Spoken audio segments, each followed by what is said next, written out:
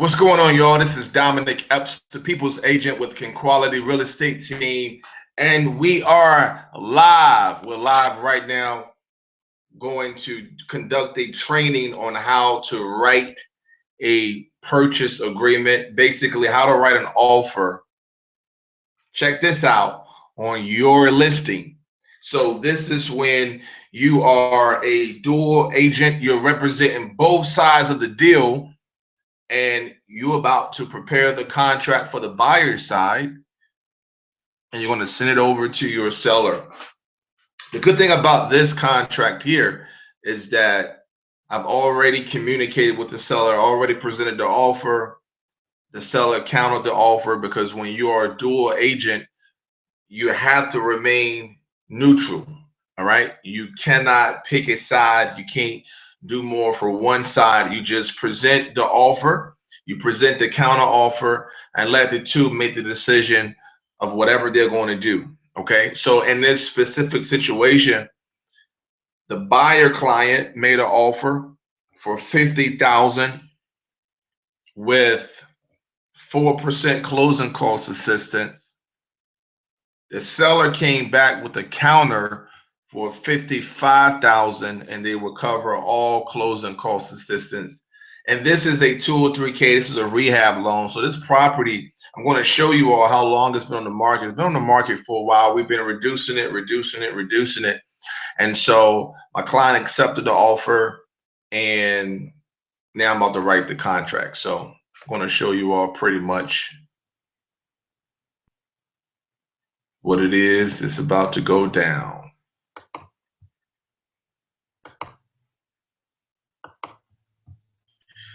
All right, so this is the house, 415 South Main Street in Suffolk. This house has been on the market, you all, since July 2015. And when I first put it on the market, we put it on the market at 115. All right. And as you can see, as I stated earlier, the offer that was accepted was $55,000. $55,000. What a deal. Literally, what a deal. Now, the house does need work. So my client, the buyer client of mine, is going to do what is called a 203K, a rehab loan. I want to show you all some pictures of the property so you can see what I believe is a great deal. I believe it's a great deal. Now, it's going to take, almost the amount that he's purchasing it to put it into the house, to rehab it, to get it where it needs to be. But at the end of the day, he's still getting it for a great price, for a real good price. So, all right, so let's get into the good stuff, the whole reason why we're doing this video, and that is how to write a contract. So I'm going to assume that you already know your username and your ID. You know how to log into the Rain Fusion MLS system. And basically, you go to resources and you click on ZipForm. So I'm going to assume that you already know how to use ZipForm. All right. I'm going to open up this listing, and I'm going to copy the MLS number. This is going to be so important. The next thing I'm going to do is go into my new tab, which once you go to resources, click on Smart Links, and then click on ZipForm Plus. It'll open up with a new tab. So this is what you'll see. You'll see a list of transactions. And I know there's so many of you have hundreds and hundreds of transactions on your page. I like to make sure that I keep only my active clients on this page, because if you keep old clients, those sold transactions or those fail throughs and withdrawals, you're just going to take a long time if you have to. So I just put all of my actives up here, and the first thing you're going to do is you're going to do a new transaction.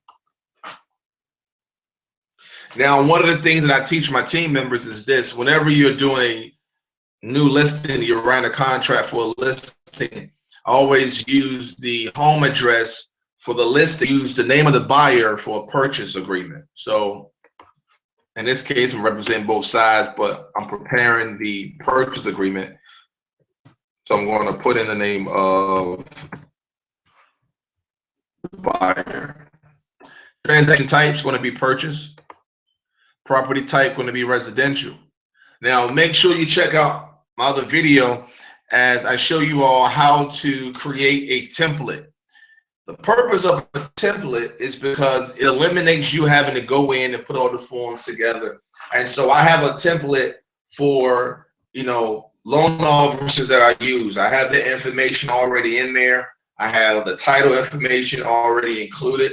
And all the forms that are necessary to complete this transaction, I have those in my template. If it's a land listing, if it's a purchase, if it's a residential. So for this one, I have purchase template Chris Hayes. I'm going to hit save.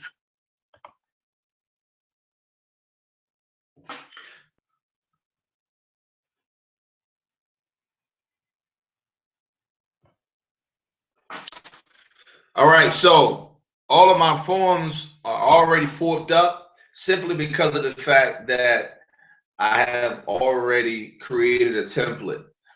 To the right is the library.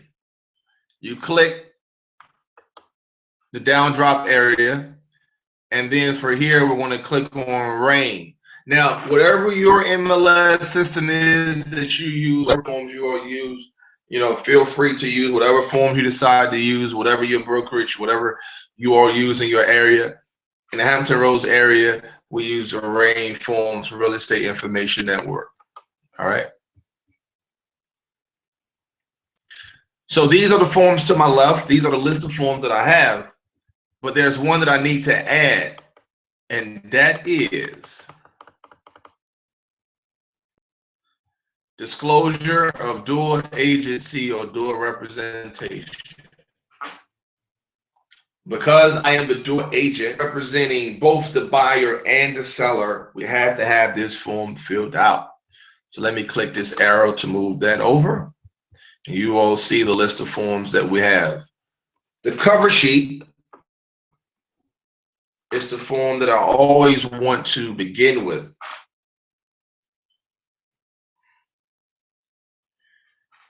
And so once the cover sheet load up, I go ahead and do my pre-fill, and I start my pre-fill by my MLS Connect. So if you look up here, you want to click on MLS Connect, which is going to import information about the specific listing from the MLS. That's why I copy the MLS number, which is your list number right here. I highlighted it, copy, come back into ZipForm, MLS listing ID, right click, hit paste, or hit Control V, either or. For listing type, you can put it on cross property, all right, because cross property would check all of these properties. I click this to include the property photo. I click find. Why is the property photo important? Because you know if it's the right listing. In this case, it is. It has the correct address and it has the correct picture. Click import. Now, this part is very important. It says, do you want to replace existing data with imported data? If you reply no, data will be imported to blank fields only. So I'm going to say no because I've already have information imported from my template. So I'm going to click no. Otherwise, you will have to do it all over again. All right, the MLS data has been imported successfully. I said, okay. Now, you may be like, where's the information? Scroll down. The name of the seller. And this is information from my template. All right, because I'm representing, well, let's go to the listing. The listing information is from my template, right? You see that?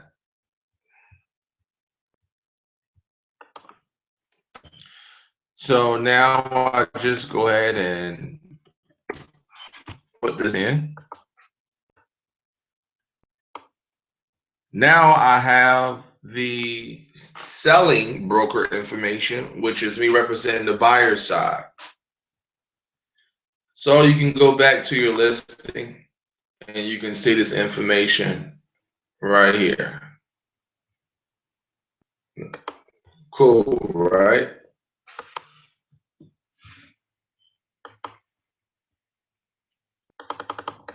All right. I don't know why this came up, but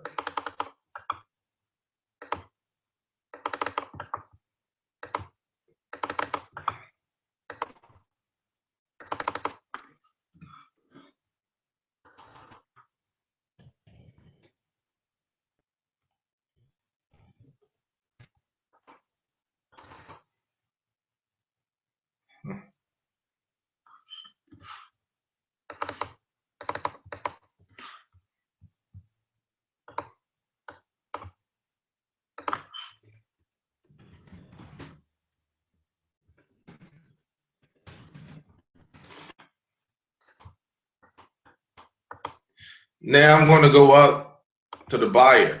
I'm going to include the buyer's information, which you just need the correct spelling of the name and email address.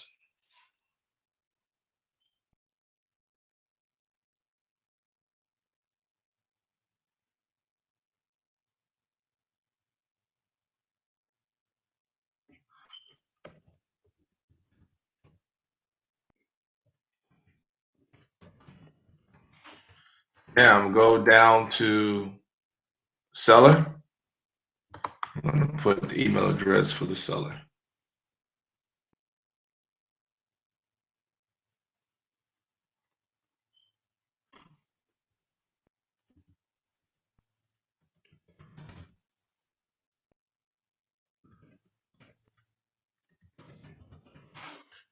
All right, it's pretty simple. If you have multiple sellers, say it was a married couple, you have one for seller one and the other you have here at seller two. Same thing for buyer. You don't put both of them on the same line. You don't need the phone number, marital status. You don't need any of that, to be honest.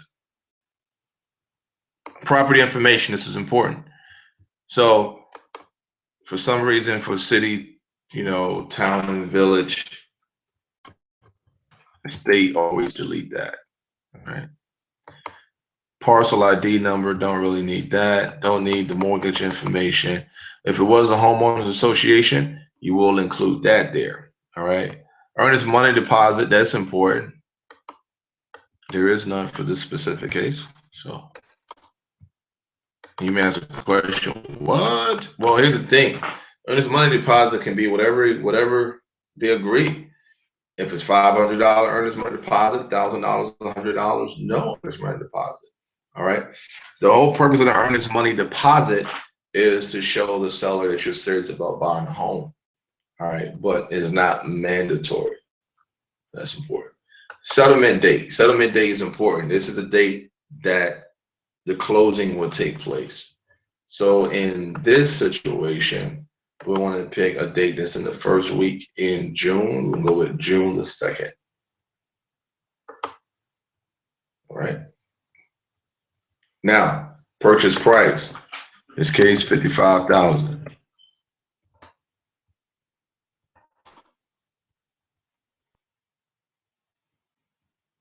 The purchase agreement date is today's date.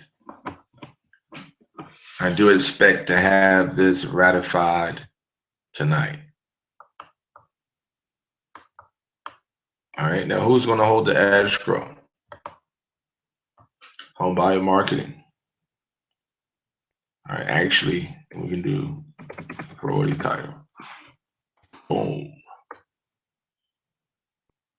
Chris information is already here. This is a FHA 203K.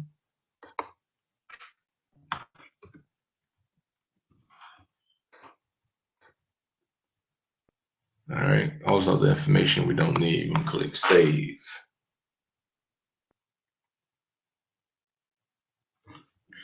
Now I'm going to click right here to my forms.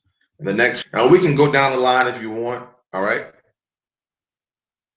So let's go to brokerage fee agreement as the next one. This one just explains how much you're getting paid.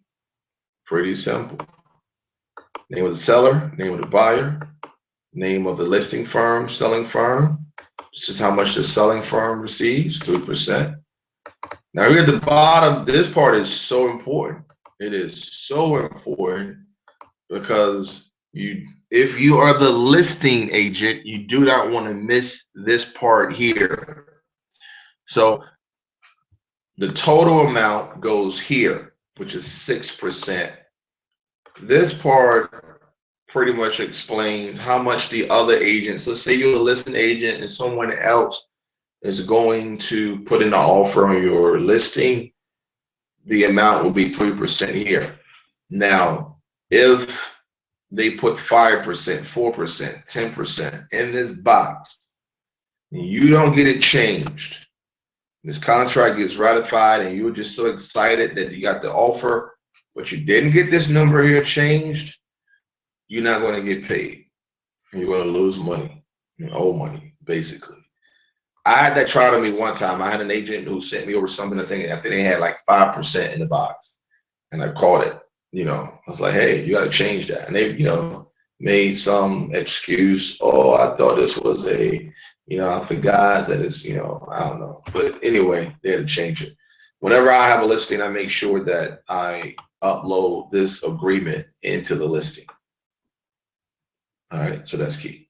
But you can, agents still can pull it up and try to do their own and send it to you. All right, the next one is the consumer disclosure info form buyer.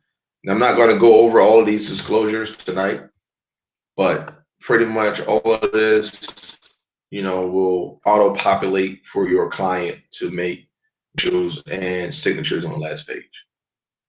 So now I'm going to go through that. I'm going to show you all just the easy way to prepare and to write a contract. Now we have the purchase agreement. All right. I will take a little time going down this one here. So we have the information up here at the top. Then you have your legal description and the address of the property. The deposit shall be in the amount of, there's $0. There is no deposit. All right. The purchase price is $55,000. Now, this part here is important because it is a 203K, and for a streamline, the max amount for a streamline is $35,000. So I put TBA or TBD. You have to hit the space bar if you want to type. All right. Alphabets in this box, you have to hit the space button. So I did so. By space 20 FHA 203K. That's basically a rehab loan. Right. The down payment is 3.5% of final price.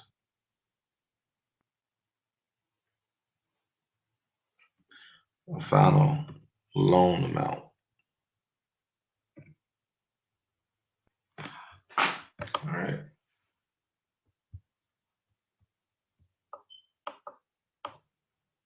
Now I could probably go ahead and ratify it because I'm going to sign off on it anyway. So just come in as the listing side. Check both of them, but listing side. Ratification date,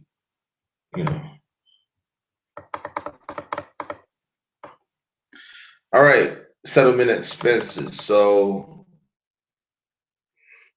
seller has agreed to pay all closing costs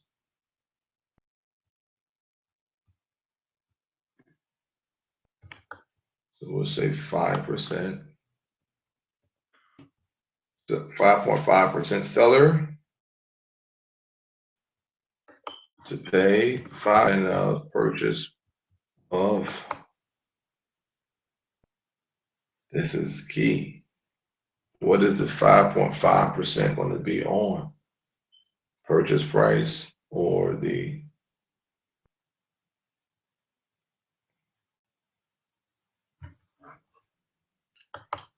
now the seller to pay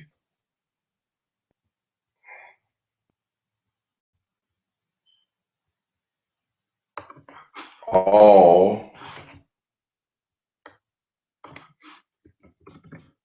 of buyers' closing costs and prepaids. That's what they agreed to do. And basically, you know, they just increased the purchase price and they put the closing costs on the top. That's pretty much what they did, to be honest with you. All right.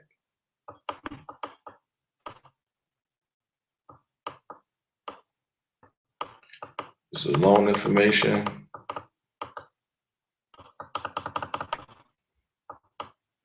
The buyer does intend to occupy.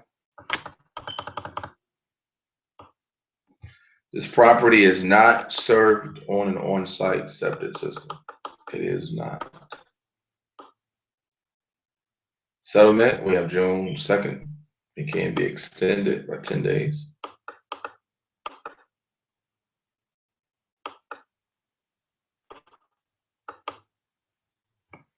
All right, so for operations and escrow, you're going to click A if new financing or cash sale, all real property taxes, insurance, rents, interest, and appropriate homeowners association and condominium fees or dues and other reserves and assessment shall be prorated as a settlement date.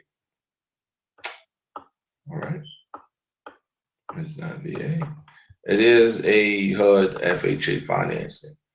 All right, this part here is important. This basically just says that the appraised value, it must appraise at least the purchase price. All right, and so that is key. It is key. This house, you know, I believe it will appraise for over 100,000, but that is key. So,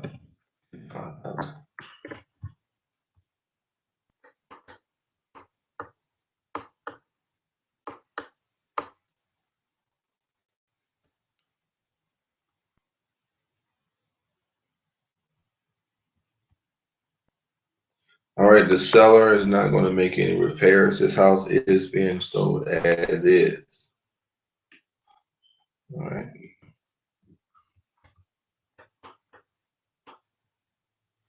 And the buyer, the moisture inspection will be at buyer's expense.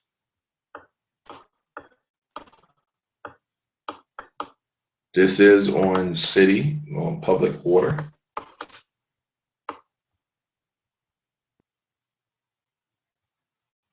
This is not a septic system. The walkthrough inspection just basically says seller shall be responsible for providing all utilities. So they just make sure they keep the utilities on during all of the inspections. This is not a contract.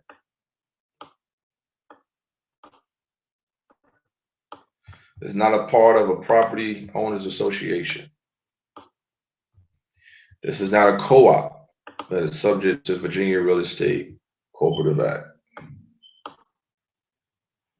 Now, buyer may request at buyer's expense the following inspections.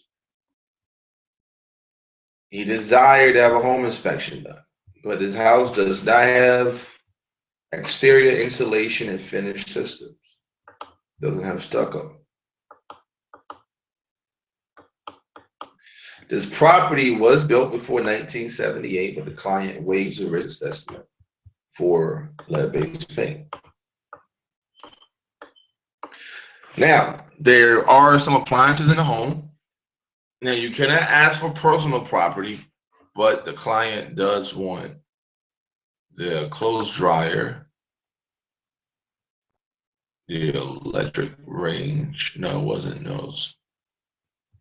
Clothes dryer was a dishwasher and a washing machine, ceiling fans,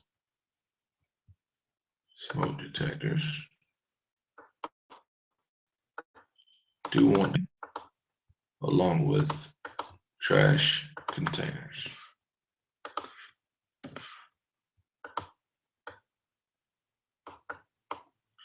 All right, this part is so important because you're going to normally you will place your check in the number 2 where it says listing firm and its salesperson represents seller, selling firm and its salesperson represent buyer. But in this case, praise God because I've been fortunate to represent both sides.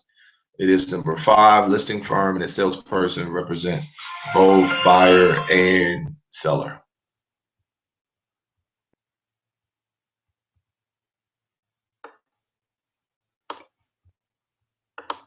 All right, check it out.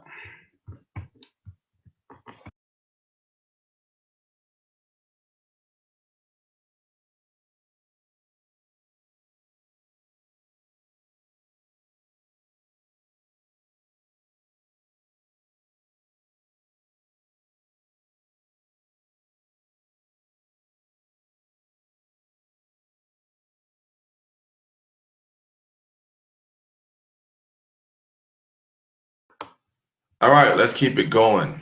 Let me go back to my screen share.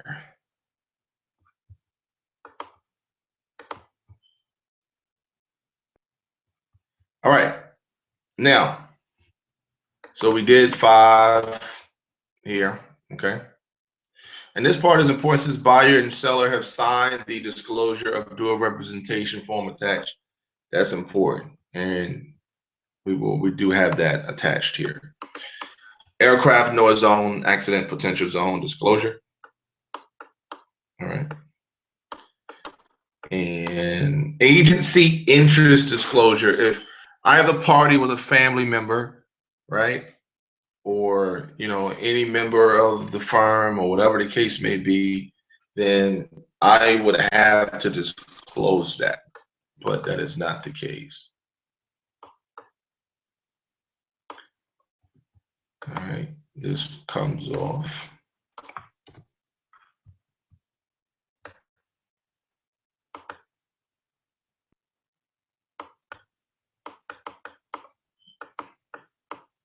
Pretty much how it goes.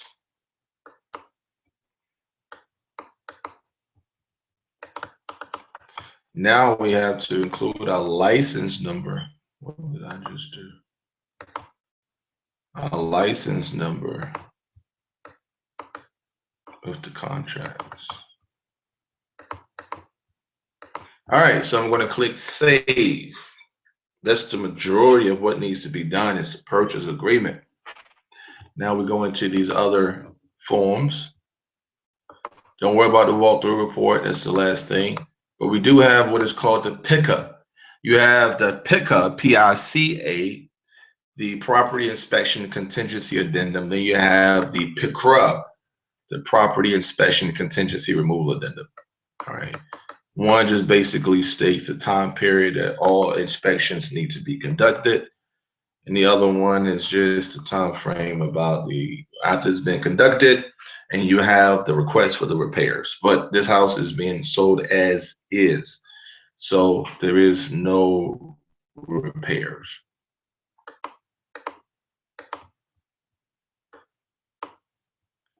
So this just gives them 10 days to be able to conduct the home inspection.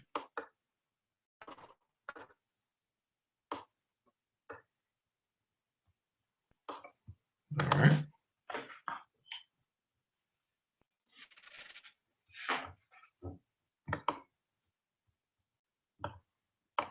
Now we have the disclosure of dual agency.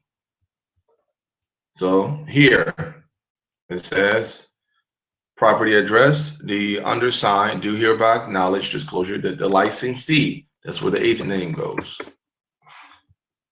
broker or salesperson associated with, that's where the name of the firm goes.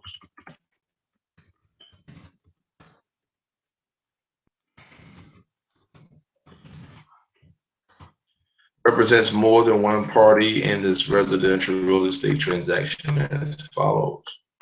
The licensee represents the seller as the standard agent. The licensee represents the buyer as a standard agent. Now, here's the thing. What if somebody else in our office and our firm had a client that put an offer in on? This document still has to accompany it because it is the firm. It is the firm that is representing. So you have the dual agency. All right. So I'm doing dual representation, but we also have what is called dual agency. Save that.